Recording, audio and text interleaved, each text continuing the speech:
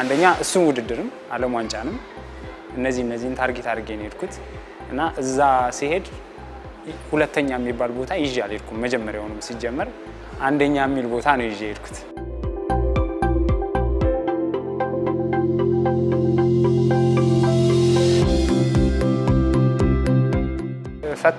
ፈታኝ ከሚባሉ ውድድሮች አንዱ ነው እና ያምራል፣ በጣም ይወደዳል፣ ስትሮጠው ደስ ይላል የሚባል ቦሪንግ ያልሆነ ውድድር ነው።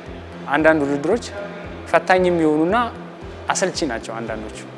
ይሄ ውድድር ግን ስትሮጥ ውሃ ዳር ነው የምትሮጠው፣ ድልድይ ላይ ነው የምትሮጠው ምናምን፣ ሙሉ ሰዎችን ታገኛለህ በየሄድክበት ምናምን እና የሚያምር አካባቢ ላይ ነው የምትሮጠው።